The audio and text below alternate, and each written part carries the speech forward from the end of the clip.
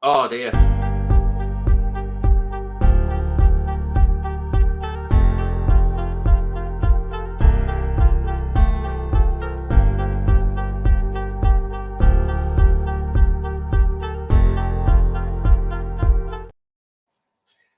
Here we go. Welcome back to. Oh dear, press on button again. Welcome back to DT Koi, and yeah, hopefully everyone's having a decent weekend so far. I've got a few topics to talk about tonight, and yeah, since I've run a little bit late, I shall now run the intro.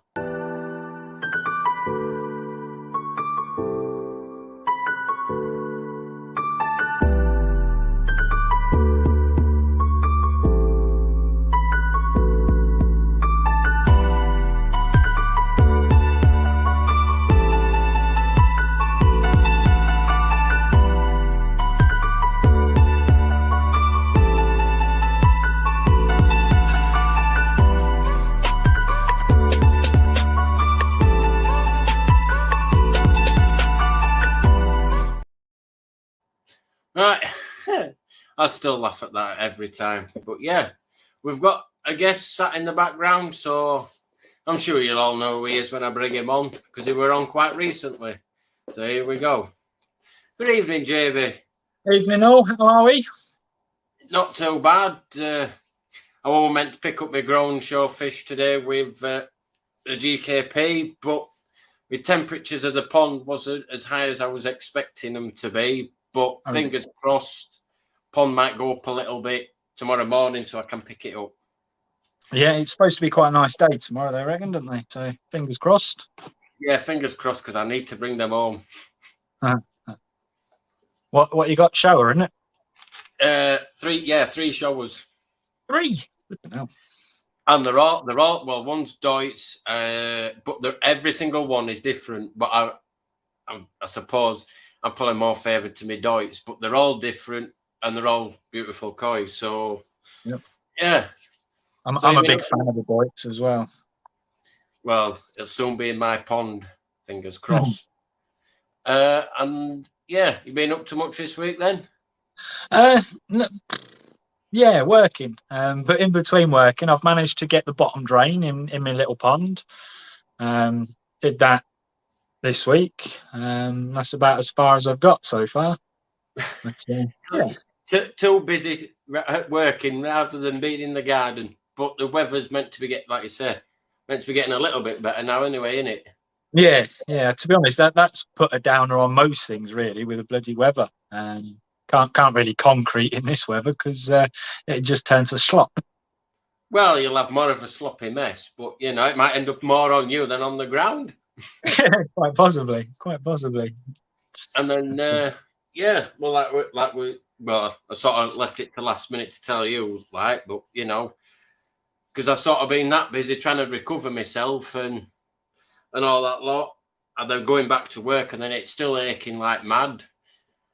I've sort of not left it to last minute, but trying to get guests on and that, because I've been trying to get all my stuff ready for show. I better quickly go. So yeah, it's been a bit of a busy week, should we say, trying to relax, and I took advice that keep yourself active a little bit. I didn't hear the little bit, so I stayed active all Monday doing stuff in the garden, and then I regretted that. As soon as I sat back, I'm like, oh, my legs, I can't move. It's always the way. Always the way. So, good news though, I'm not going to be concreting by hand this time. A friend of mine from the Peterborough Koi Club has lent me his cement mixer, so I'm going to be mixing. Well, it's still the 3-to-1 mix, in it. I believe it is, because I have to do something like that later in the year. See, a little plug there for me a bit later on in the year. But what are you doing? I've got to, pardon me, concrete in my actual the actual filter, because at the minute it's sat on a pallet, and I'd rather it be concrete, so it's more of a solid, and then probably extend my decking out a little bit more, because about 6 months ago, I managed to get my granddad's chair, who passed away during the big COVID stuff.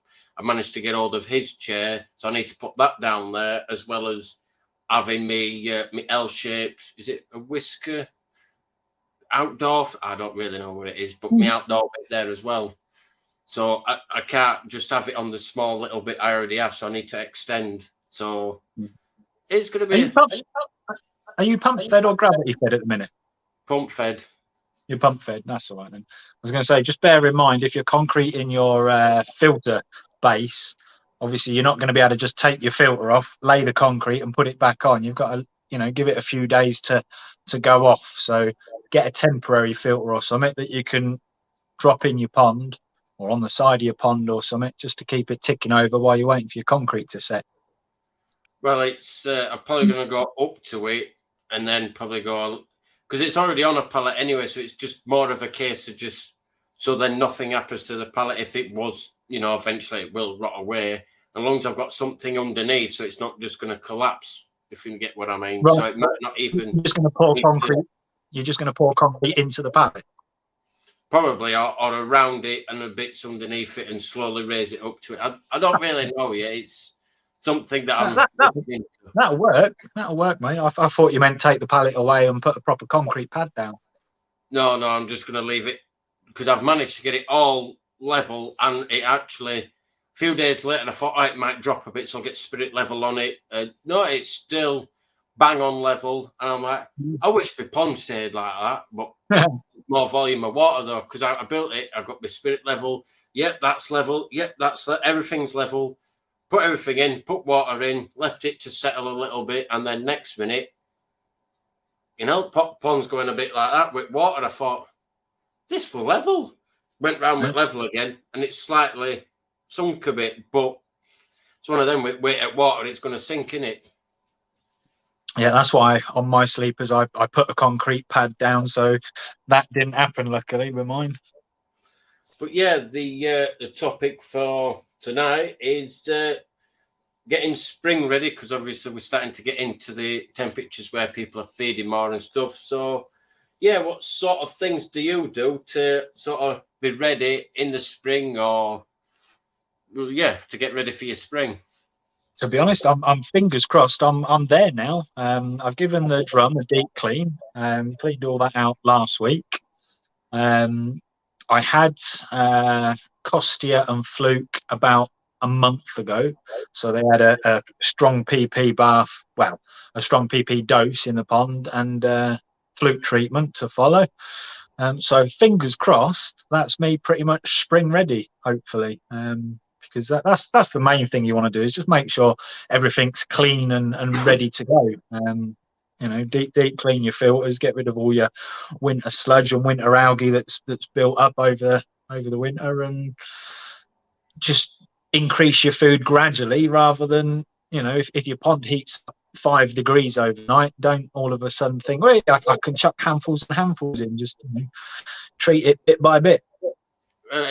That's what I've like I said, the deep clean of your filters / filtration, because what I did with my Nexus is I was speaking to somebody on about, obviously we're outside of the Nexus, it's a moving bed, and obviously every moving bed you see is always nice and clear.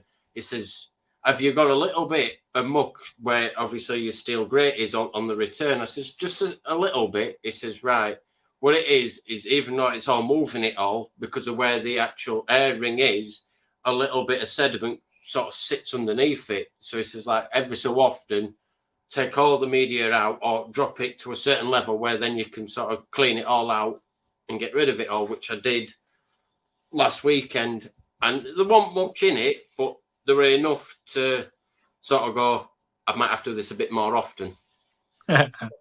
To be honest, I mean, something like that, it's like twice a year type job is what I would say. Do it just before spring and just after summer. So basically, just before winter, basically, and just after winter, really. Yeah. That's all I would do. Like, you'll obviously, it'd be easier for you. We bottom drain, you'll be able to then, if there is out, then you can purge it and get everything out that way. Whereas with pump, obviously, we'd have to unscrew it, inlet, turn it off, take it out, look at it, service it if need be, put it back in the pond again, and get it going again. Yeah, it's something I've always done. like we discussed a couple of weeks ago, there's pros and cons to every pond setup. Nobody, even the people that think they've got the perfect pond, there's always a con somewhere along the lines. There's pros and cons to everything in life. It's not just. It's the famous old saying, isn't it? Yeah, right, my pond's all finished. That's it, I'm done. And then you're like, oh, I want to add that, or I want a new fish. Nobody ever says it's finished anymore. I've said it to me saying, right, I've finished. The next minute, I've gone and bought a backy shower, or I've gone and bought more koi. You're like, yeah, it's never ending. This is it. No. And then what else is it? Oh yeah, something about that sludge and that. And maybe this is something I'm going to do soon. Is take a koi out, and give it a good health check to see how they've gone through the winter, and do your scrape tests and see if they all come back nice and clear, or treat if you have to treat with whatever you found. Because like you said, sometimes over winter with these temperatures starting to swing a little bit, their immune system ain't quite up to the standard to fight everything off, are they? No. I think we lost you a bit there, Dave. But I know exactly what you mean. Technical problems again. Yeah. But no, absolutely. I mean, as I say, if I hadn't have just treated mine about a month ago, I'd probably be doing the same just to check. But because they've had sort of both treatments, PP will kill pretty much everything bar fluke, and they've had a fluke treatment as well. So I'm just watching mine at the minute, and if any do start flicking or flashing or showing any signs of anything, I'll then net them out. But netting them out for no reason. As I say, if I hadn't have just done a treatment, I probably would just check my friendly ones, the ones that don't mind being netted up, just to make sure. But no, as I say, I've just done a treatment, so me personally, I don't think mine's necessary at the minute. But and then while we're on about it, I ordered a new test kit, and believe it or not, it said it's going to come between 5 and 8. I'm like, 7 and 9. I'm like, please arrive before the show, please, because otherwise I'm going to have to walk off. And believe it or not, it came about 2 minutes before the show. So my new test kit is all ready to be used tomorrow. Like I say, I'm sure you all know what these are by now. Oh dear, I can't even get into box while I'm live, can I? Always the way. Yeah, I'm sure you'll not have seen these before, but if you haven't, then you can now. Just the same as your NT Labs that test for most things like your ammonia, your nitrite, nitrates, GH, KH, and your pH. So yeah, we're only 20. Might as well round it up. 24 quid off Amazon, and it's come within a day, so I can't complain. Yeah. That's one bonus about Amazon these days, isn't it? They're so bloody quick. Yeah, because that's what it's about. Like you say, when you're starting to feed your koi, you always keep checking your water with your test kits, because if you fed them a little bit too much, and you can sort of sway what you're sort of feeding by judging off your test kits. If you got a bit too much ammonia, you back off a bit and stuff like that, isn't it? Well, that's the way I'm going to work it. But you've always got to make sure your test kit is in date, because I went to check mine a few days ago and went, that run out on the 30th of December. That ain't going to be good. Always have a test kit in date. Yeah, what I tend to do, because I've been going to the shows now for probably about 4 or 5 years. What I've started doing is I always pick one up, whether I need to or not, at one of the shows every year, just so I've got a fresh one every year. And because the shows always do better deals on test kits, so that's what I've been doing it every year at the show. I come home with I always get the Colombo ones. I prefer them over the NT Labs one, but again, it's each their own. It's one of them. It's whatever works for you. Might not work for someone else, but it's just I've always used NT Labs, and I think I put it back on YouTube with funny video where wind's knocking them over while I'm trying to talk about them. Gust of wind, and then they all start falling over. I still laughs at that today, even though I can play it once a month and should still laugh at the same bit. And I start laughing. And then, that was it. I was already, Yeah, that's it. Just obviously, we might have new people coming in or not, but what would you do? Well, you will go through it unless you use your own pot. Oh, you're frozen on me. You're there. Yeah, you're back now. I'm With your new alive. pond, are you going to top it up with your pond, what you've already got, or are you going to go through the new pond syndrome and start afresh? I'm gonna a bit of both. I'm gonna be using new water because I need to get it up and running before I move the fish over. But I've got a spare pump to whack because the vat obviously at the minute is only pump fed. So what I'm going to do is take the spare pump I've got, drop that in there, so I can nick the main pump to put on this one, get the Easy Pod and the Tempest all set up and working, and then all I'm going to basically do is nick the shower off the vat currently at the minute, which obviously is full of mature media, and bring that over with the fish. So it's brand new. It's going to be brand new water, and obviously the Tempest and the Easy Pod is brand new media. But the shower will be fully matured. So considering that's got most of the bio, it will have more bio in than the Easy Pod and the Tempest probably put together. So I'm hoping that will help eliminate most. I'll still get spikes, but I'm hoping that will help eliminate most of the problems anyway. And then that's Greg put a comment there. It's just flagged up on my IPP. Some fittings and media when adding the HP that went brown but didn't clear, and then he put further in water. But it's one of them with PP, isn't it? When you put that, if I remember rightly, the HP is meant to then neutralise it, but it doesn't always neutralise the full effect of PP. I could be wrong in saying that.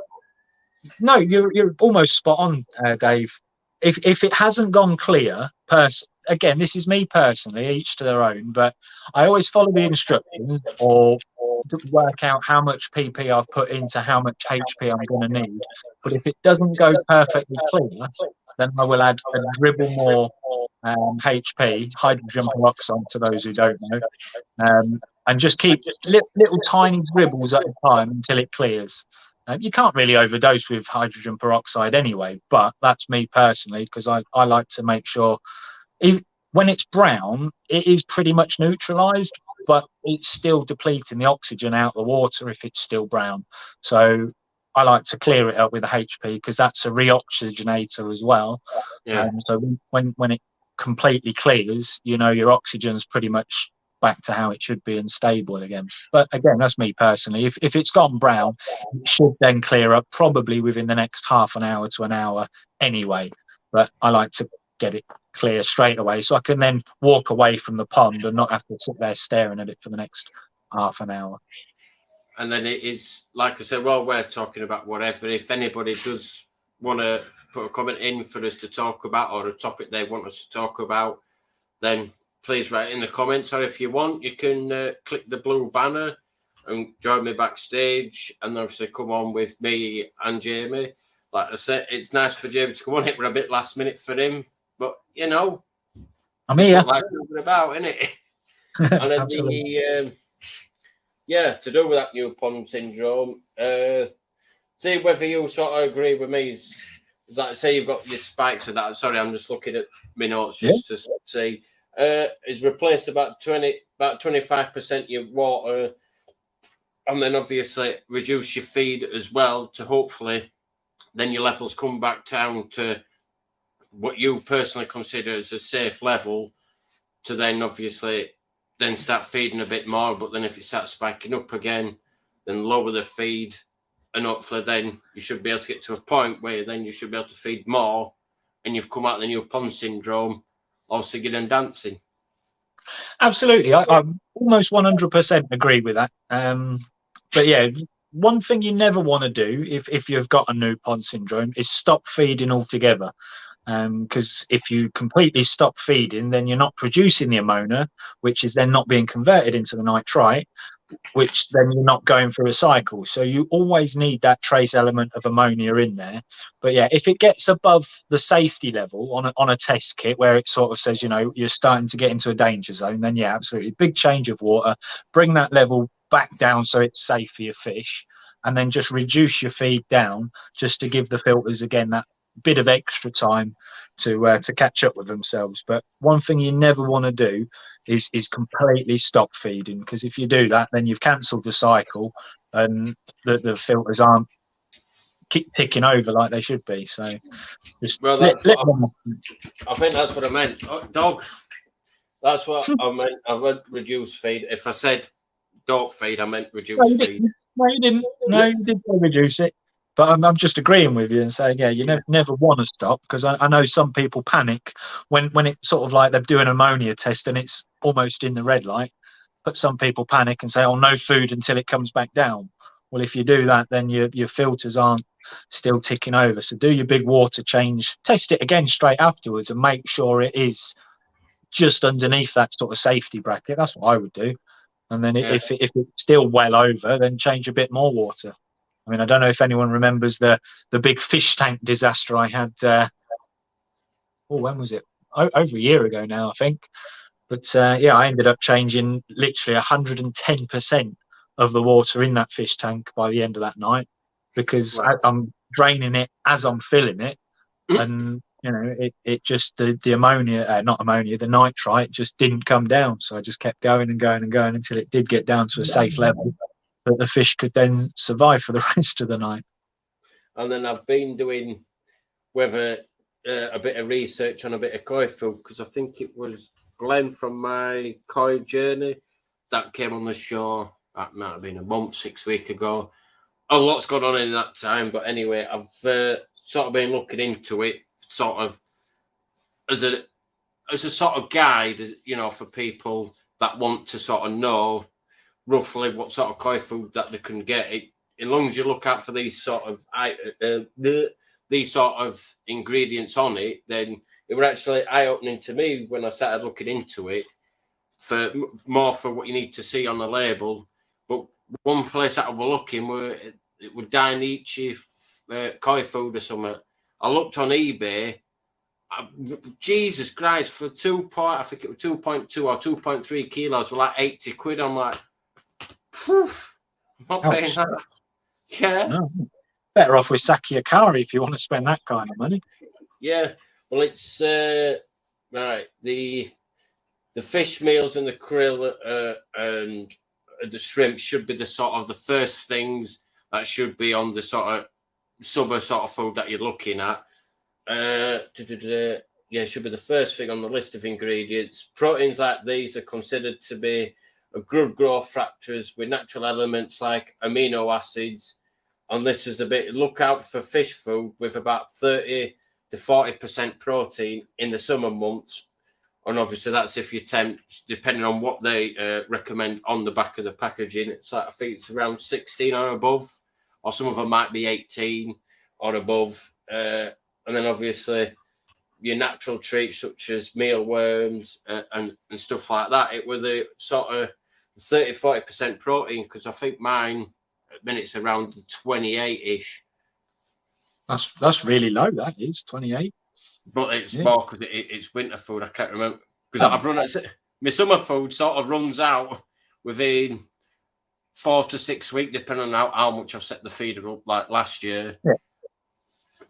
And then the colour food, like I say, it's just because I've got it all on here, so it's easier than just looking at the screen. Colour is important to us koi keepers, because obviously we want to see the colour enhancement on a koi and just watch the colour develop as well as them. So you don't want your fish to be all dull where you can't really see the colour, because we all want crystal clear water, don't we? So we can see as koi. So the most natural sources to look out for is krill, which is high in. I can't even say astronaut. I can't even say that word. Spirulina, a blue-green algae, which is also useful for colour enhancements.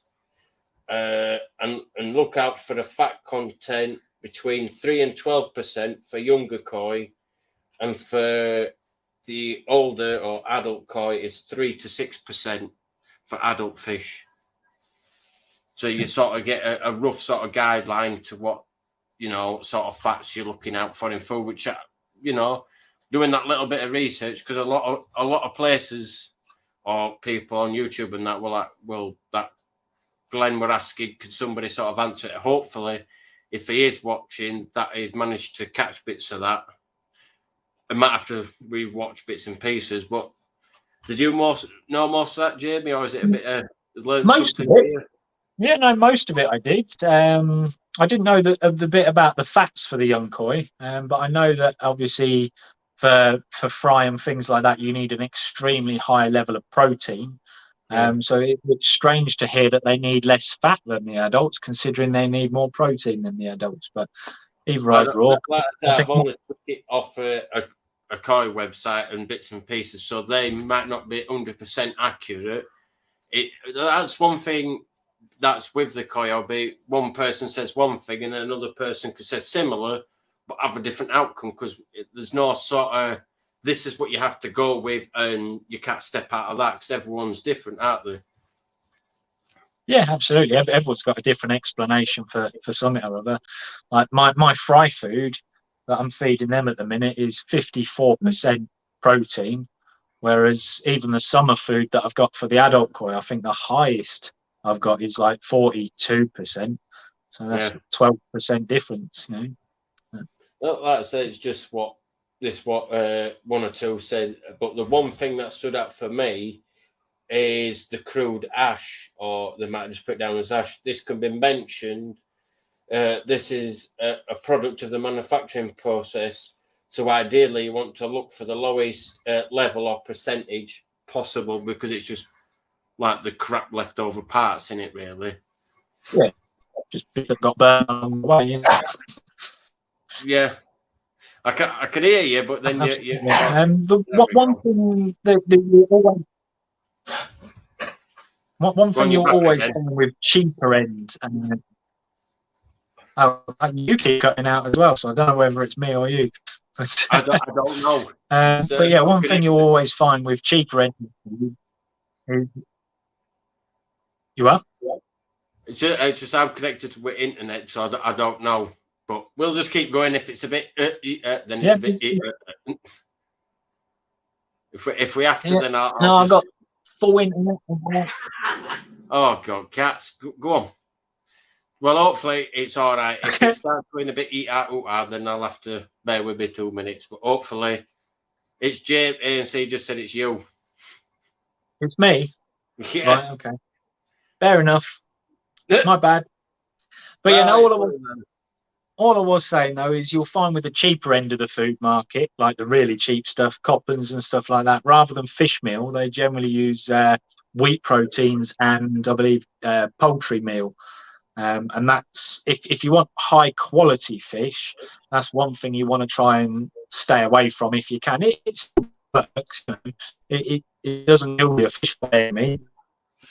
If you want real high I think it fish meal rather than poultry. Jamie, what I'll do is if I drop you back and then jump back on, and then it might have fixed it, because I don't. It just seems your end. I don't. Somebody, Dino, just put before you go, throw a fiver in your electric bill. But yeah, I'll remove you so you can then jump back on the link and then come back on. It's what happens with live shows. I didn't know if it were me or him, but you lot are saying it's him. So yeah, it must be him. But yeah, it's one of them. I'll sort of continue what it was on about. I suppose the more cheaper end you get is that you're probably going to get more of the ash content in your cheaper foods rather than your more expensive foods. But it's one of them, just to look, like I said, just a quick recap, is you in the summer food about say shall we say 30 to 40%, but this is only where I've got the information from. It can be slightly different. And obviously you're looking for the more natural stuff like shrimp and stuff like that. And obviously for spirulina, I can't pronounce the other word. And like I say, looking for the more natural food sources in it, like you say. And hopefully now, is he gone? Yeah.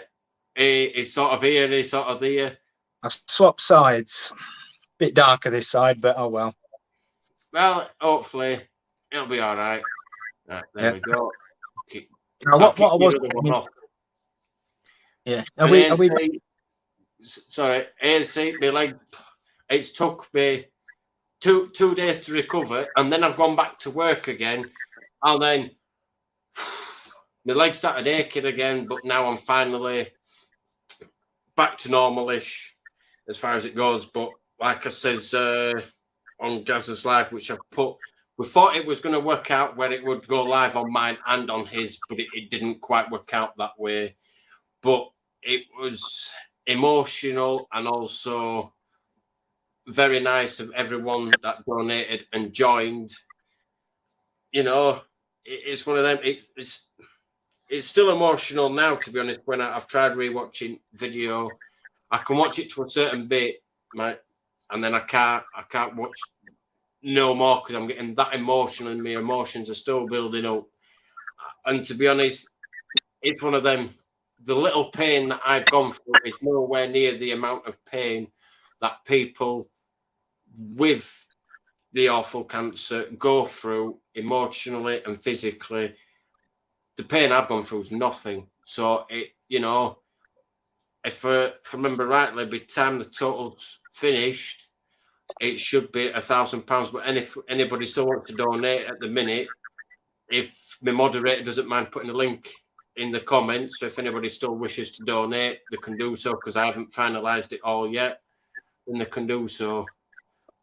And then getting back to the subject we were on, because I just got diverted then.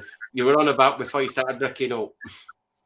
Yeah, no, I was just saying it's not just because I just caught you talking about the ash again, but with the cheaper end foods, what you've got to be really careful of, the real cheap stuff will have poultry meal and wheat proteins instead of the fish meals, the krills, and that kind of thing. Now, there's theoretically nothing wrong with it. It will still make your fish grow and all that malarkey, but it just won't bring out the same qualities in the fish as what the fish meals, krills, the oils do. So just try, if you want high quality fish, just try and stay away from the poultry proteins. Well, it's just that you're going to have more waste either in your pond or more waste in your filtration system, aren't you? So it's one of them. I haven't, to be honest, I've used that JS Koi. I had a bit of waste for that one. Then I went to the NT Lab probiotics, I think it was, and I had next to no waste on that. Obviously, because I'm pump fed, I'm going to have a bit of waste anyway. But there were less waste personally with the NT Lab than I had with JS Koi. JS Koi is koi food. Like I said, it's not against him at all. It is quality because I still got growth out of them. So, but it's one of them. Whatever you prefer to use and what your fish like, because sometimes you put a different food in, you probably just go, "What's this? No, thank you," and they don't want to eat it, do they? No, absolutely. Going off slightly off topic on the basis of what you was just talking about. One thing my local dealer always says to me is, if you are going to switch koi foods, stick with it before you judge how much waste is in the bottom of your pond. Stick with it for at least a month before you can then say how much waste, which one's got the bigger waste issue. Because the way he always puts it to me and his clients is, if you think about it, if you've been eating the same thing day in and day out for weeks and months on end or whatever, and then all of a sudden you take a trip to India and you start eating their food, you're going to be sitting on the toilet a little bit more, aren't you? And his opinion in the fish would be the same thing. If you've been feeding the same food all year and then all of a sudden you switch, well, they might have a bit of digestive problems for a little while until they get used to it. So I don't know how true it is, but Mark always has said that to me, and I've always stuck by it. Just because it would happen to us if we switched our diets dramatically overnight. The same thing might happen with koi. It certainly does with other animals. If you switch your dog's diet overnight, it's not as solid the next morning, is it? Well, that's why hang on. That's why when I changed my food, even from the winter food going into the spring summer food, I always mix it up together so then they can slowly then start getting ready to the change of food. So it's a bit more of a natural swap rather than just a sudden swap. And they're like you said, what's this? And I've got my grow on koi, but I mean sucking on the side of my tank. That's why I just keep weighing a bit up. So if you hear a bit of a weird noise in the background, it's my koi on top. Nice one. I don't know if that's coming up on camera or not. And then Tony says, if I change food, I mix some of the old one with the new, which is exactly what I do. And if there's any other topics or comments, if you write them in, then you can write them in and we'll talk about them. Or if you want to come on, there's a blue banner at the top, I believe. But if not, I shall put the link in the... It was there a minute ago. That's how I got back in. It's just obviously because of the way StreamYard's set up, I'm not on the YouTube bit because I don't want my own voice coming through everyone's blooming PC like twice. It's or on the tablet or wherever they're watching. Yeah, like I say, it was a bit of an eye opener with certain bits. I knew certain bits of with the food. Obviously, some of more your proteins and stuff like that. It was sort of with the ash that you want it a little bit lower because I haven't really paid much attention to that. I've just more gone for what the protein sort of content is and based everything else off of that. Yeah.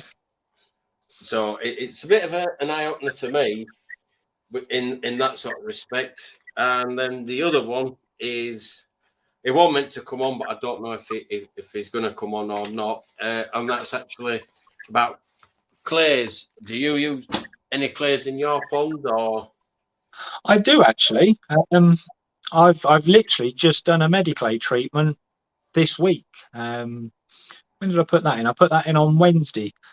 So yeah, I do use clays. Not as often as some people do, like on a weekly or monthly basis. But when I run out, I buy another bag, and when I feel that, for the sake of it, I'm one of them sort of spontaneous people. I'm bored for the hour. The koi seem happy.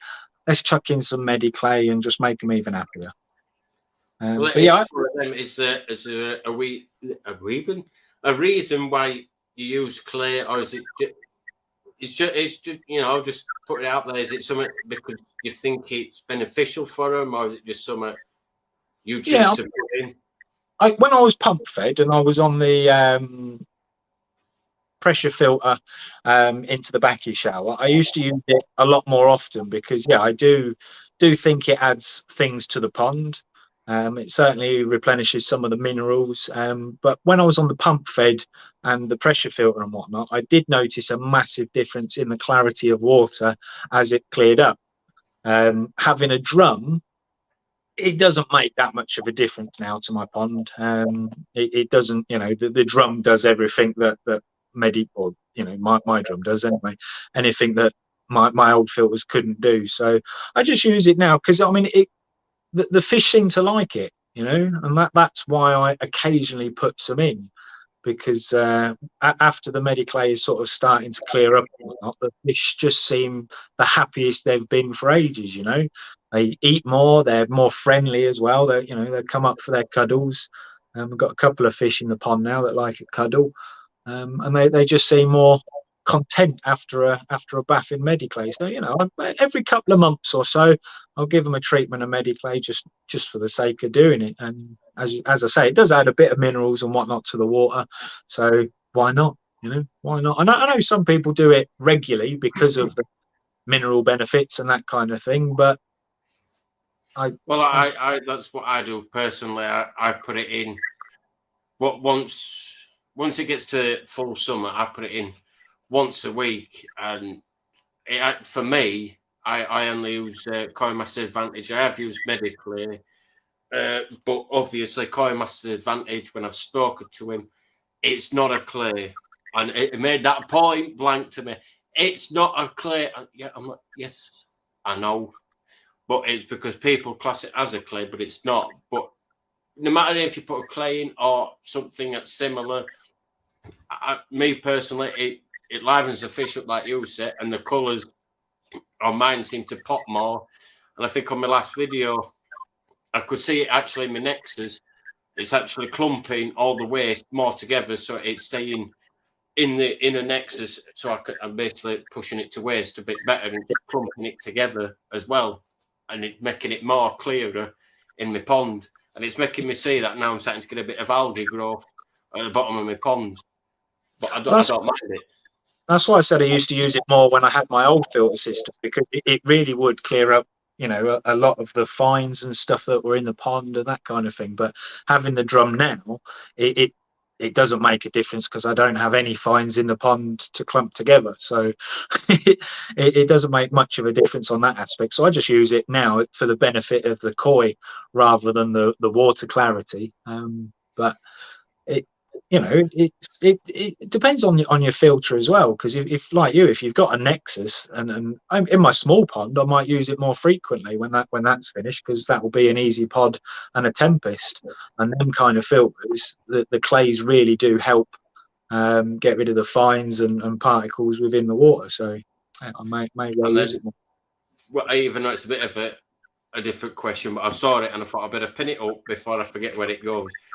Chris from ANC, how many koi has Jamie got in his pond? But what do you mean? In his main pond?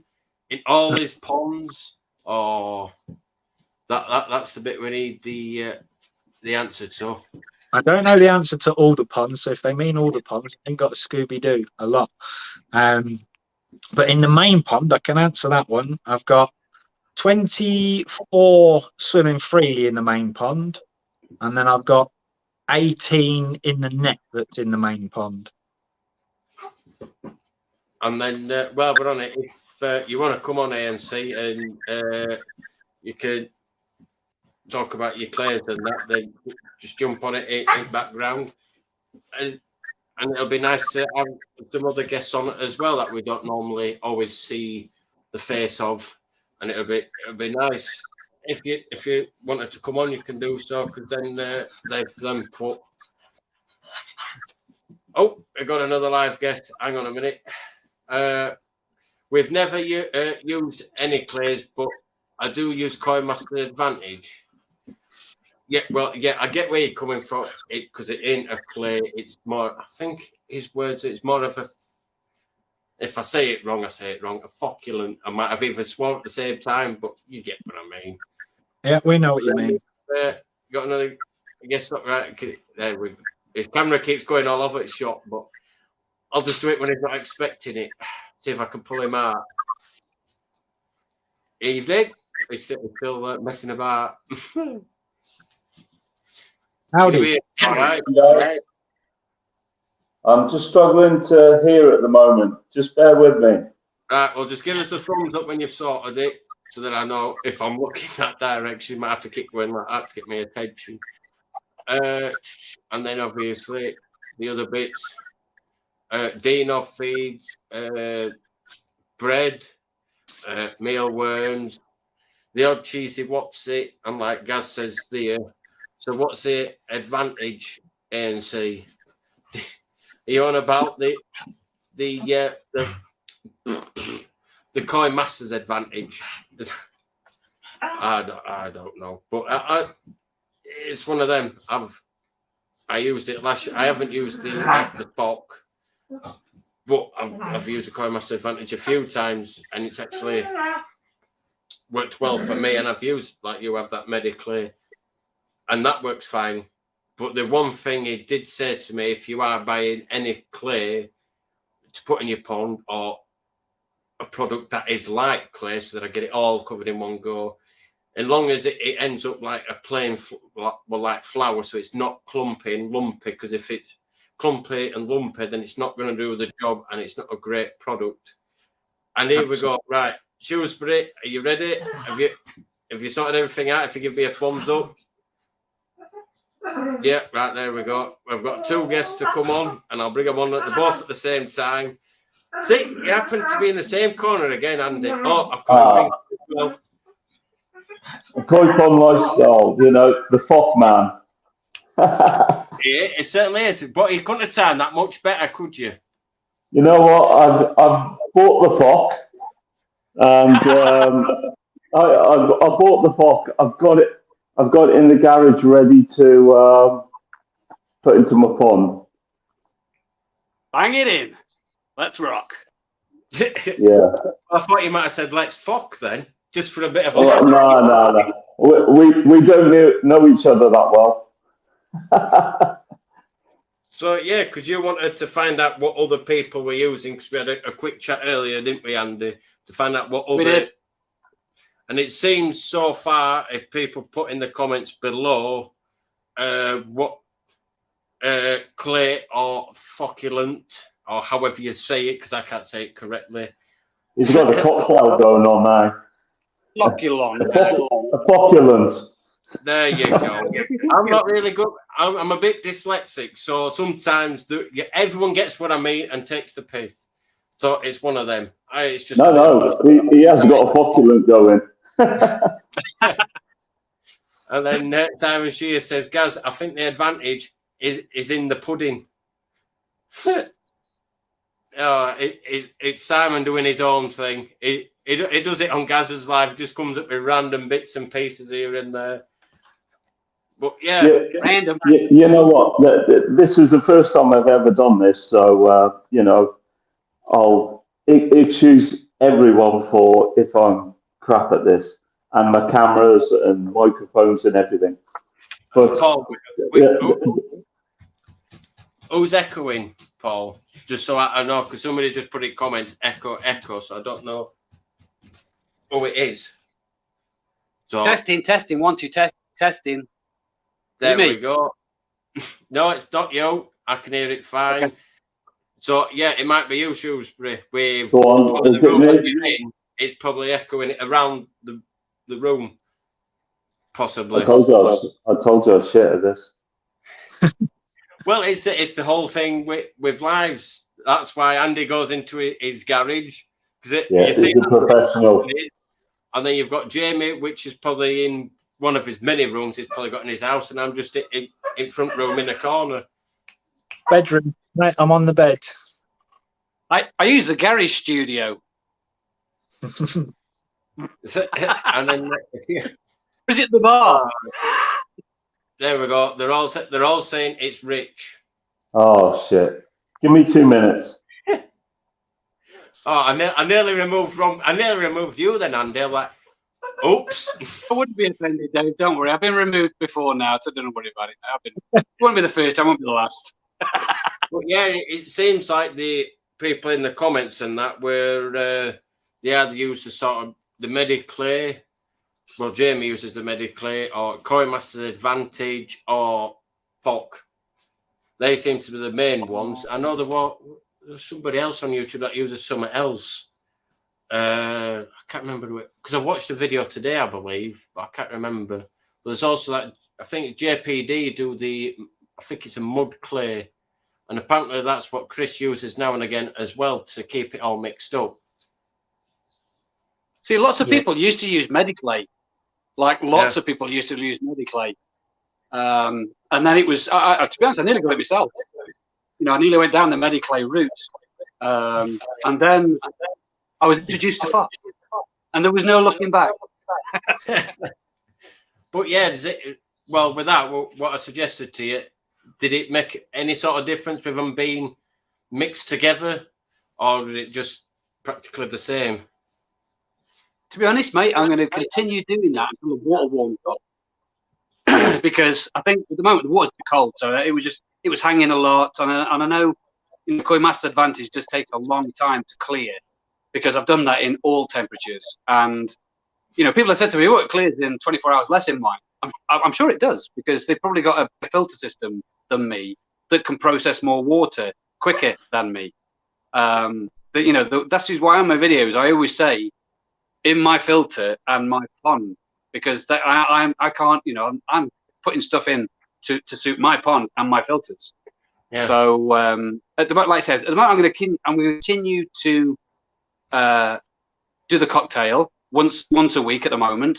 Temperatures are now about 10 point something, nearly 11. So coming up quite nicely now, which is good. So I'm going to continue with the cocktail and see if there's any major difference. If there's not, I'm going to go back to doing it 1 week of Fock, 1 week of Coinmaster Advantage, because if I'm losing 3 days of milky pond trying to just look at the fish and I can't see them, then what's the? I don't know where the advantage in Coin Advantage is. There's not a lot of advantage apart from it's just supposed to be really good with the minerals and the flocculent stuff. So I should go, if it doesn't work for me, the cocktail, I'm going to go back to my original plan of what I do. But somebody said to me today, why don't you get an actual clay? Because there's lots of, it's a bit of a grey area, Fock is. Is it a conditioner? Is it a clay?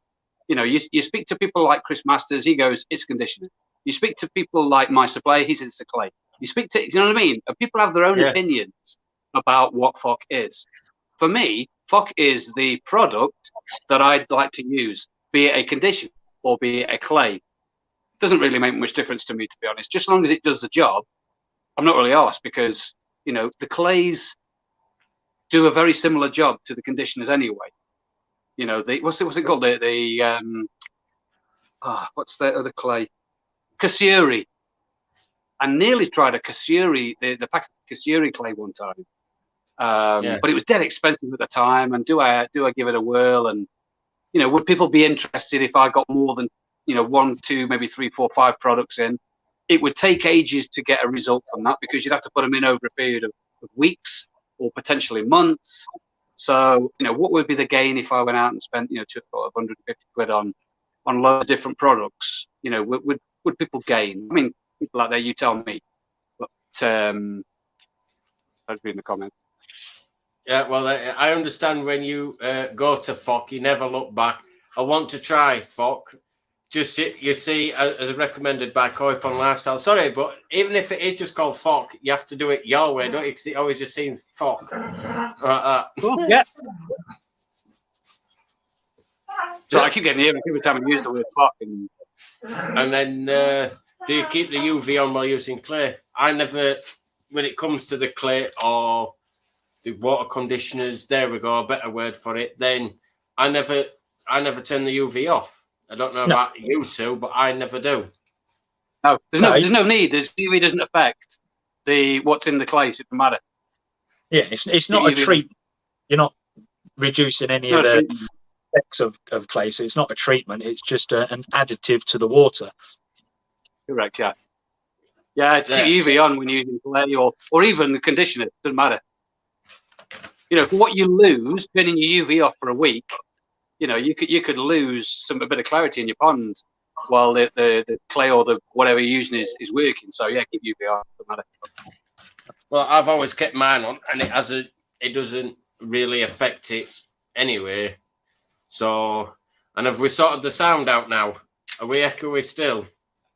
Well, I hope so. Oh, it's still. Well,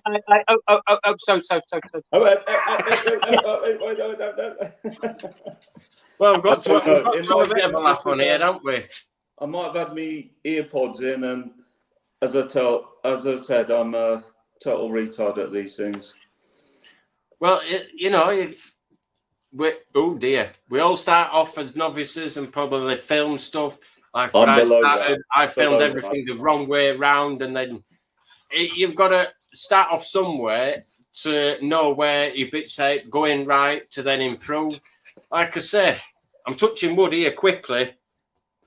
I haven't had anything fall in the background, and I haven't had my PC fall all over me. So leave that to me.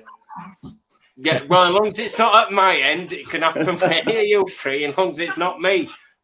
That's why my intro, I thought it'd be a bit different to have, some bloopers in there, because it's a little bit different, isn't it? Because I try and leave them in, so it just makes people giggle, and that, don't edit everything out, because it's just nice to have a bit of a laugh while you're trying to film. Oh, well, people are having a beverage. So, am I allowed to drink alcohol here? Of course you can. I've never seen anybody do it on your channel, so I didn't know whether I could or not. Well, I'm not monetized, and then next minute he's then, so it looks like it's the two bottoms are having a blooming drink of alcohol. Hey. Well, I thought I'd take the break. So cheers, buddy. I think it's more of paid sponsorship with beverages. I think it's more to do with the music, but I'm not monetized anyway, so I don't know. It could be right, could be wrong, but it is what it is, isn't it? I'm not promoting Stella, but if they want to send me a load, I'm happy for that. You know. And then that Farmer Coy goes, a bit of product placement. Well, you know, it's everyone on a Saturday night, and you do whatever you do normally on a Saturday night. Yeah. And I'm not reading that comment out, Tybin. I can't see the comments. Why can't I see the comments? But no, I can't. That's what he says. It's Stella, woman. That's why I'm on my own. No, but it's one of them. We have to be careful with those things, but no. I've taken to the other room. It's not that she's beaten. And the reason is, Andy, you can't see the comments because with you being on a phone or a tablet, it doesn't show you the comments because then it drops you to the other bit and then you lose where you were on the actual screen. So I always Hey. So I always try and bring certain comments up and then put it on. Andy, Andy, you can see the comments if you want to, mate. On the bottom of your mate? If on the bottom it says chat. The button that says chat. Yeah. Click on chat. Then at the top of that, you'll see chat or comments. Click on comments. Everybody's comments. Yeah. Yeah, but I can't see you now. No, you can't see me at the same time. I'm asking for cake and eating here. I'm asking for too much. I'm afraid so. Well, you just need a small little PC. I'll go back to looking at you guys. You guys are more interested. Well, I won't quite see my faces quite well, but you know, it's one of them. But yes, like I said, the topics which me and Jamie have gone through because I didn't know how long you were going to be, and like I say, the show goes depending on whoever comes on, it goes one direction or another, and yeah, it's one of them. Like I say, everyone is welcome to come on at any point, and like I say, unless I reach out to you and you want to come on, and I'll give you a rough idea. Go on. Do I put my hand up when you speak? No, just speak, and I'll shut up. Dave, can I speak? No. That's so kidding you. UV bulbs. Who's changed UV bulb yet? I haven't changed mine yet, but I only got paid yesterday, so I will be doing it because it's something I do every spring. Because obviously, your UV light over a certain period of time deteriorates. You might still see the blue light, but it's not going to be as powerful as what it was 3, 4, 5, 6 months ago. Oh, 100%. Yeah, they change them every year. Definitely.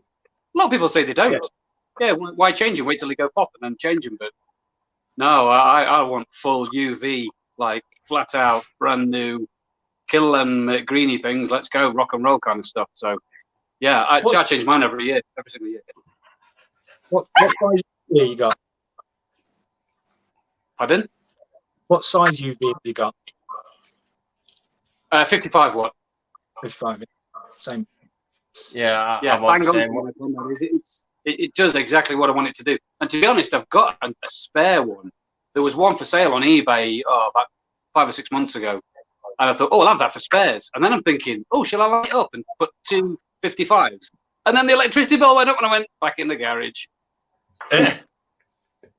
So otherwise, I've lined them up. 110 watts. No, not anymore. It's down for spares, that is now. So since we're all going on the UV subject, the only one that hasn't said what UV they've got on the pond is you, Ricky. If I've said it right, or I might have said it wrong. Rich. Yeah, Rick, so I've got 2 15 watts, and a bit like Andy, I've got an Oazi in the garage, which is 55 watt, and I haven't put it on yet because I want to upgrade the filter system on my pond once the weather dries up and it gets a bit warmer when you can go outside. So Yeah, I'm bearing with 215 watts, but they're on my what do they call them? Pressure. Death pods or death cans or whatever they are. Right, the pressure filter is what. Yeah. This is going to be the point where I could see it before they even going to put it in. See, and then they're just going to go, boom. They're not death cans because they're used to. And I knew that comment will probably end up coming up, so I thought I'd jump it before they do. And then Dave says they haven't changed their UV bulb in 2 years. This will be the 3rd year because that's what NC have just put. And then Carol Lycett, thanks for tuning in. Carol, I change my UV bulb every spring. And Budget Pond Keeper says my UV has lasted 2 years. Well, that's like you said, Andy, they will keep on going, but it's the strength of the UV that comes off the bulb that deteriorates. If I put both my 55 watts on, then yeah, I'd make them bulbs last a couple of years because I've got 110 watts blasting through the water. But I've got 55, and that nails everything. But it only nails it towards the end of the year. Kind of, I see the green coming back. So, but by then I've turned it off in October sort of time. It's gone off. And okay, another one for you. Who removes the UV unit over winter? Go on, Jamie. Move it. I just turn it off, leave it running as is. Yeah, me too. Yeah. I usually just wrap some bubble wrap around it or something like that. Well, mine now, I've just done that DIY shed filter, whatever you want to call it, and I've just enclosed it all in there. So, but yeah, the bubble wrap, if it is outdoors over winter, or at least try and insulate it. He's staying quiet in corner, but the question's to him now. It got bottom below me. Yeah. To be honest, I've kept everything running. I'm not a professional. I'm not to the level you guys are. And oh, come on. No, professional. I'm a total beginner. So what I've done, I thought, as things have been okay for me, everything's been good. The water's been good. The fish have been good. I took the, I don't know what the word is, cowardly approach, and just kept everything the same throughout the winter. I left my airstones on, I left the UVs on, I left the pumps running the same, everything. So do you use UV? You run your UV over winter, do you? Yeah, I left them on. I probably don't need to, but I did. Is your pond covered or uncovered? It's covered now. It wasn't, and it's only covered now. How long has it been covered? Since I put a heater on it, which was. Haven't you watched my videos? Yes, no, I completely do. Yeah, no, I'm testing you. I'm making sure you know what's in your own video. Probably February, beginning of February. And you're a lottery winner, I think. You got heat on. Yeah. Can you get me a ticket as well? Yeah, no. I'll send it tomorrow. I actually put the heater in. It was what they called, cloverleaf heater, I think it's called. I bought it after we had that really cold spell, so I actually missed the cold spell. Yeah, and I bought one, and I think it's about 160 or 70 quid, and I put it on the pond and got it up to about 15, 16 degrees. But no, I'm not a lottery winner, but again, I'm not a professional. You need to be. Again, I'm not here. I'm twitching in my pants here. And then, like Gaz just put, he's in his 2nd year with the same UV, and then Busy Bee, changing UVs every year is a marketing play. Well, is it? Maybe it's another one of them things. I suppose it's a personal thing, whether you do or whether you don't. What people these days, that a 55 watt UV is probably powerful enough to power a 30,000 litre pond, and I've got a 55 watt on my pond, which is only 12,000 litres. So even if it was only half as energy efficient the 2nd year, it's still going to be plenty powerful enough to power the 12,000 litres that I've got. So I'm with A and C on this one, and Busy B. I only change mine when the pond starts to change colour. It's each to their own, isn't it? It's just something I've always done, and something you've always done, Andy. And like you say, when you change it, you might end up having a UV unit, because obviously with the pressure ones, most of them are built in. I'm not saying all of them are, because I don't know, but the one I had, I mean, were built in. what they cost as well, they're not expensive, are they? Well, I don't know what you call expensive. Unless you've got an amalgam, they're expensive. Well, I know it. Yeah, good point. Yeah, it's not a massive. I mean, if there was a massive cost, I would make mine last until it died. I think Well, the way you're saving money, you might as well keep going, aren't you? I think sometimes it's like your fish. You have to keep an eye on your fish as to how they behave to see if there's any issues or something's different. I think with the UV, it's almost the same. You know, if you start to see your pond changing in a negative way that it hasn't been 12 months ago from a UV point of view, then you've got to look at changing that, haven't you? Exactly right, Rich. At the end of the day, the way a 55 UV can power a 30,000 litre pond. So even if it was only performing half its capability, it's still going to be, 22.5 watts of power, which is still plenty powerful enough to power my little pond. So, I'll change it when the water starts to clear up. That means it's gone below that certain level of power, and I need to then change it. It only takes like a week or so for the water to clear back up once you put the new bulb in. So what's the harm? Yeah. There we go. We'll learn something new. But then the question is, if you've already had the cold spell, then why would you want to then put a heater on to your pond when you've already sort of going through a natural winter? That's my question to you. Good point. It's a good point. And I was too late to the party, and did I even need a heater? I don't know. Probably not. I can answer that one for you, Rich. This is the worst time of year for peaks and troughs in the weather temperature, because the other day in my garden it was 18 degrees, and then the very next day it was 6 degrees. By having a heater, what you're doing is keeping your pond stable. And that's exactly why I bought it, to be honest, Jamie. I bought it just to stabilise it, not to heat them up. I've got a tropical tank, which is a 24 degrees, something like that. I'm not looking to heat the pond at 24 degrees. It's just something I've got mine set to 15 degrees. And it's just something to stabilise the temperature so you haven't got those peaks and troughs, And again, I'm not a professional. I'm not.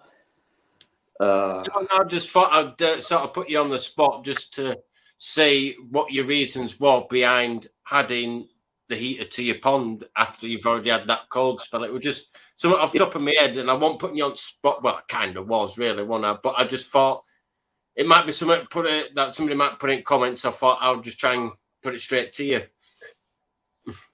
Yeah, it's just to stop, as Jamie said, the peaks and troughs. I'm not looking to grow massive fish. I enjoy my fish, whether big, small, or indifferent. It's just about having a stability within the pond. That's all it is.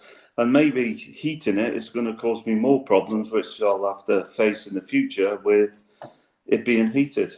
I don't know. So it's every day's a learning day, as they say. The biggest problem is I thought you were going to say school day then.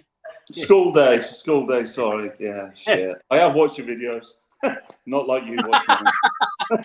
Thanks. And then, I've just put that comment on there. What UV you can use also depends on how long your pond is in the sun for. I hear you say sun. What sun? But remember, last summer, hot. That is another point as well, because obviously the more really sun point, you put on the pond. Yeah, really good point. I got a pond that's in full sun, no top on it. There's no, what do you call them, pergolas, bogglers, whatever you call them. None of that, full sun.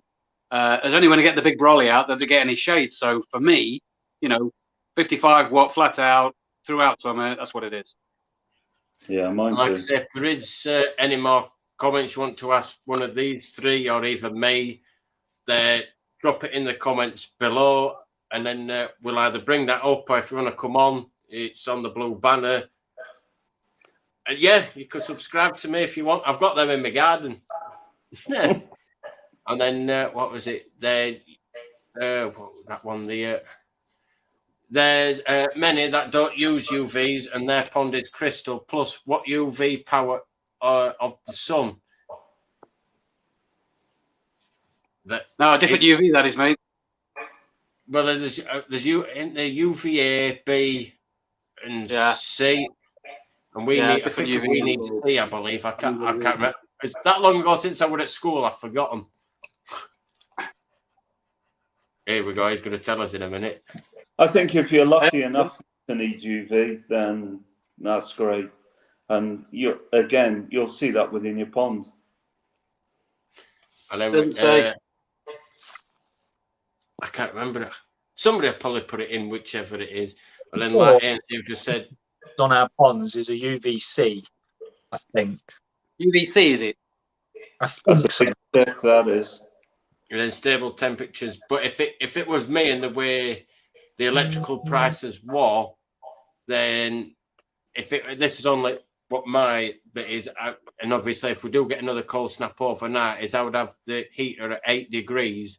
So then if it's above, then it's all right, but it's never going to drop below, obviously, the 8 degrees, especially the way, if it wants to climb a bit, it can, but you're still stabilizing it because overnight the temperatures are dropping. But I sort of agree with Gaz there. It's pointless. It's a waste of money. Probably if it's a Torsai and you're trying to get, decent growth out of it, then it might be slightly different. But I'd rather have a koi have a natural winter, because that was something on your video, wasn't it, Andy, when you got that shower where you were a bit whether You've done all right. But it seems to have come through winter all right. Yeah, and I think the reason for that is that because it came from my supplier, that it was a friend of the suppliers who said, I've got this fish need to move on. 22 to 25 degrees, no, 22 to 24. He has his ponds all the way through the year. You go around his house and his pond's steaming. I don't know what it's like at the moment. I've not been around this year. But he keeps his pond to a very high temperature because he wants to grow the fish. He likes big fish and jumbo fish. Some in there, hopefully, if I can get a video one day.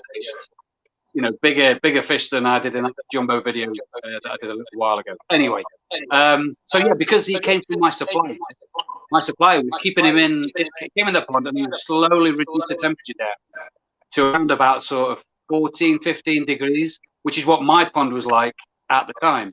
So he spent a good couple of months, maybe 3 months in my pond at 14, 15 degrees, and then it slowly dropped off through winter. And he's been fine, all the way through. I fed him this morning, and he's come up to the top. He'll be hand feeding before the end of this year, I think, as well. So, yeah, cracking stuff. It worked quite well. I was bricking it that he wasn't going to make the winter because he'd never done a winter. But like I said, obviously, if everyone could afford a heater and whatever, is that something that you would do? Would you just heat it to like 8 degrees so they still sort of have a sort of winter? Or would you sort of have it, like you said, at 15, 16 degrees? Because I've heard it's quite pointless at that, but I don't know. I think it depends. Giving him a winter, I have to, because I'm not heated, and I can't see me ever been heated unless all of a sudden my heating bills, my electric bills are half. But I think if you're looking to grow your fish, then heating's the only way forward. If you're looking to continue to feed throughout the winter, a high protein, and not give them a break, because a lot of people say you should really give them a break from the high protein stuff and wean them off a little bit and give them more like the springy mix and with a bit of winter mix. So I don't know. There's loads of different theories out there on how you grow big fish. There's loads of videos out there that people say you ramp it up to a certain temperature. I think what's his name say on the wholesale thing? He was saying 25 degrees. Did he submit? Anybody remember what he said? 24. Yeah, is what it was. Anyway, so he said, you won't grow your fish big unless you keep them at this temperature. You know, whatever he described. I can't remember what the temperature was, but so you know, in mine, yeah, I find my fish grow. You know, my pond gets up to sort of 20. I think the highest I had it last summer was 20, 24, 25. Because it's in full sun. You know, there's no shade. The only shade I gave them was when I put the brolly up every now and again, just to stop the sunburn coming on and try to alleviate the amount of algae growth in there. But yeah, it's, you know, I try to keep as much temperature in the pond as possible, and then let it ramp off naturally when I come into winter. And what's your thoughts on that, Jamie? Just while I try to find the drink. To be honest, yeah, it's exactly what Andy said. Unless you're really looking to grow your fish, I find it pointless. I mean, if the fish were in the wild, then there's a summer, a spring, an autumn, and a winter. So, unless you personally, as a koi keeper, want to grow your fish, I always find the natural approach. I've never heated any of my ponds. I've heated my grow-on vats when I'm trying to grow on fry. Not this year, mind you, because the bills are a bit too much. But normally I would do. But yeah, no, I've with my main ponds, I've always had a sort of natural approach. They would be like that in the wild. So yeah, if all my fish in my pond were all 80-centimeter monsters, then I'd have to get rid of half of them, and I don't want to get rid of half of them. So I'm quite happy with them chugging along as they are, and be happy, you know, as they do. It looks like I need to get rid of my heater then. Well, that's what I'm saying. It's all about everyone learning from one another. And obviously, you've already got the expense of the heater anyway. So if it was personally me, I would just have it set to 8 degrees. So then you stabilize, so it's not going to drop below that. Yeah. So maybe next winter when the temperatures drop. You know what? I made some covers for over the pond, and since I've had them on. Obviously, I put the heater in. I do everything arse about face. So I put the heater in, which was after the cold spell. I put the heater in, got the temperature up, and then I listened to some comments I had. Then I made some covers, and the covers actually retain the heat brilliantly, really good. In fact, when there is a bit of sun, the heat within the pond, or the temperature that I see off the thermometer or whatever it's called, is much higher than I've got the heater set to. So maybe, yeah, next winter I do it a more normalised temperature, like you say, just to stabilise it, rather than letting it drop to, I don't know, whatever I had in the pond, 2 degrees, I think was the lowest I had. Maybe I just allow it to stabilize at maybe 8 or something like that. I'm not heating it just to grow massive fish. I haven't got a pond to do that, you know, and I'm not out to keep fish to do that. I'm just out to have some nice fish and look at them in the evening, and that's it. I'm not out to show anything. It's just to make sure the fish are kept to the best ability that I can give them. Same as a dog or a cat or anything, you know, you just give them the best environment that you can. So, and yeah, then maybe, I don't go on. Sorry. So maybe what I was going to finish on is maybe in the winter, at the end of this year, maybe I won't, or maybe I'll just stick it at 8 degrees, like I said, and it just allows that stability. That's all I put it in for, is to avoid the peaks and troughs of the freezing, then the temperatures going up and then back down, like Jamie said before. You know, even now we're still experiencing that. And then far more koi said, I have found that the more mature my pond becomes, the blanket weed becomes a less problematic. I have lots of blanket weed when my pond was new, no problem now, 17 years old. With a smiley face, but I don't know. My pond is 3 or just going over 3 years, so I've never personally had a problem with blanket weed because I've got a pergola over the top. I had a very, very slight strip last year, just go down the middle, and I thought, oh, here we go. Then about 2 or 3 weeks later, it went, and I've never had a problem with blanket weed. But you watch, I've said that now to everyone. that I'm probably going to have blanket weed ponds this year now, aren't I? But it's one of the, I don't know with you lot whether you've had less as your pond becomes more developed. Mine comes back every year. Every year mine comes back. And this is why I try to catch it early now. I catch it early enough and I do a half dose and it just gets rid of it. I don't wait for it to develop into, the long stuff and then wreck my filters with a load of bloody product. I just keep minimum product in, leave it for a couple of weeks, get it short, and then it just kills it off and I don't see it again the rest of the year. Yeah, I do exactly the same, Andy. But how old is your pond? 3 years now. 3 years. Because you had that horseshoe one before, didn't you? Yeah, I had horseshoe, but I think it'll be 4 years in September.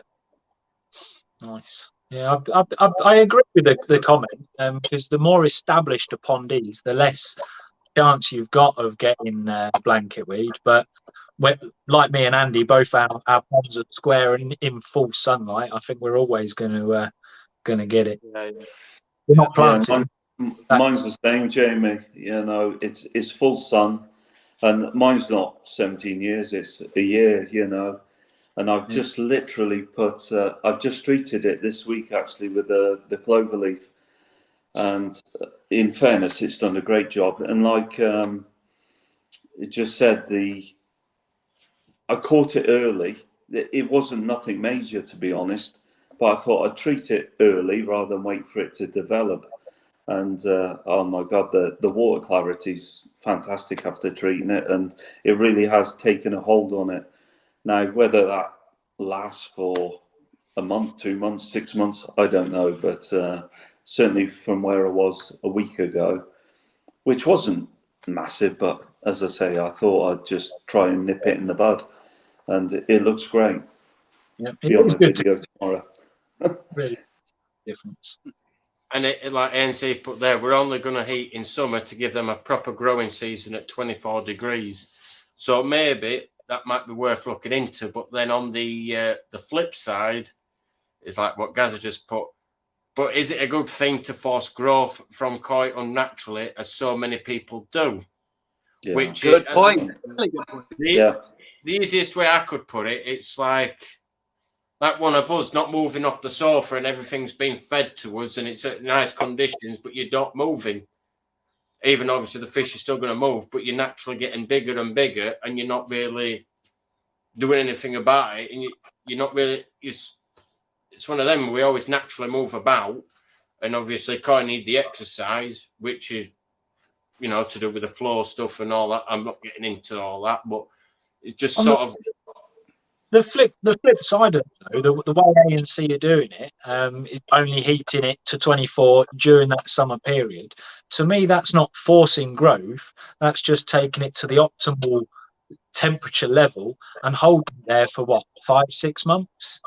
Yeah, but I think what Gaz is on about is with the winter side of it. I think what he's on about, and obviously through the winter, if you're still at 24, then you're sort of forcing something that's not naturally happening in the wild and sort of forcing it upon them to grow, aren't you? Yeah, I wouldn't do it all year round personally, but again, it's each to their own. But I thought that was in regard to ANC's comment that you read out a minute ago. But keeping it at a stable temperature, because I mean, even midsummer, we have our little short heat waves normally for a week, and the pond hits that sort of optimal temperature, and then the week later it's back down to 18 degrees again. So I think 24 degrees in the winter is, I've got a tropical fish tank set at that. So that is jacuzzi, that is. Yeah. And I certainly won't be looking You'd be sitting in that beer in your hand, wouldn't you? Oh. Well, it would, wouldn't Come on, fish, let's have some beer. But just get the air blowing. Oh, we've got a jacuzzi. Like I say, it's that one. A common carp. I used to colder temperatures. Nishigoi don't usually sit on the bottom of the ponds in colder temps. It's not natural, but each to their own, which it is, isn't it? It's each to their own. But I sort of personally go with the natural route and just let the temperatures go up and down as they do. But like you say, if you have it if you have got lucky enough to afford to have a heater and have it running, that's what I would do over winter. You just set it to 8. So if you get anything below 8, then your heat will kick in and just keep it at that. Lottery winner. Yeah. I don't. You know what? I was out today. I went to I'll call him a coy dealer. He's a great guy, and most of you'll probably know him. And I went out, and I went with a guy who lives quite locally to me called Phil Walker. He has the most monstrous of koi carp. They're amazing. And he was telling me his heating on his fish in the coldest point is £30 a day. Can you imagine that? Yeah. A day? A day, yeah. That's what he was telling me. Whether that's true, I don't know. A day? Yeah, £30. His fish, which will be on my video tomorrow, they're amazing, but they're huge. He only Is he a lottery winner as well? Is he a lottery winner as well? Don't know. Must be a You just hang around with lottery winners, you lottery winners. I don't know, but honestly, that's what he was saying. You know, I guess it's in the coldest periods, but you know, he's got meter-long fish, and most of them in his pond. But yeah, that's what he's telling me. And you know, lottery winner or not, that's crazy money. And not saying I don't get blanket weed, but not anywhere as bad as when my pond was new. I still treat it as Andy does early in the season and get it while it's short, on the same page as Andy, and like what you said as well, Jamie. And then just to comment before Simon Shears, mine tries, I sprinkle a bit of the blanket weed treatment, bang, it's gone. So I'm not saying the other bit.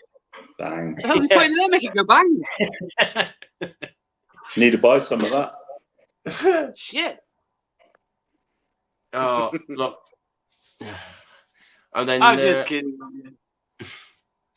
And then, like Tony says there, I do not heat my pond, but do heat a couple of indoor tanks to push the fry. A small selection from the fry I raise in the summer. Like you say, if you want in your fry, obviously you're trying to get the best growth out of them. Because was it in the first up to 4 years is when you get the most growth out of a koi. I could be wrong in saying that, but no, you're right.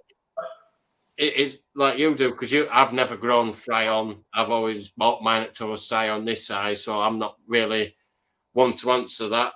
You might be better, Jamie, whether I've always bought fry. It's my favourite part of the hobby, raising the fry, and then sort of saying, right, I'm keeping that one, and just watching them grow. That is the best bit of it. But yeah, to be honest, I probably am one of the best people to speak about it, because this is the first year in 6 years that I've not heated my fry, and normally by this time of the year they're about 8 or 9 inches when they're heated through the same period that I've had this fry. I normally get them around September time and heat them all through the winter. They're normally about 8 or 9 inches by now, and I would say the average that's in that at the minute is about 3 inches. So that just goes to show that heated fry does make a big difference. Well, yeah, because if you look at the Vincent's Twisted Koi, all them ones that he's put in that tank in living room, wow, the amount of growth he's got out of them in such that little short space of time, it shows you that when you're raising your fry. But he's done it time and time again with all his fry he gets, and how big he gets them. It's just unbelievable. Same as Tony, you put out his comment that he's got 2 fish tanks in his greenhouse. I think it is. Looks like a greenhouse, and he's got them heated. And I remember when he put his little fish in there, they were like, gosh, he's about that long. They're now all like that, and they've only been in there 6 to 8 weeks. Yeah, and like I say, if anybody, just before, if we have to wrap the show up, but if there is any more comments that people want to put to the guests or even me, then drop them in the comments below, because if not, then in a few minutes we'll end the show if nobody puts any more comments, unless you guys have got comments to ask one another. Go on, Andy. No, I've got to go. So I'm just saying I've got to go. I ain't got a question. I'm just saying I've got to go. I've got an empty beer, and I'm going to get some more, and I'm going to watch telly. Andy. Oh! This one's for you. Get in. Get the fuck in. I'll be getting that's a good note to end the show. So, can I say like that? Everyone on the Saturday nights needs to get fucked. It's one of them. We've all seemed to have decent amount of fun, and like I say, hopefully we'll be back next week. Hopefully with a similar sort of guest, if not the same guest, if they're willing to come back on, then we can do. And like I said, on that note, guys, keep calm, keep coy, and I'll catch you all on the next Saturday Night Live. Take care, guys. Cheers, guys. Subscribe. Don't subscribe like to him, subscribe to me.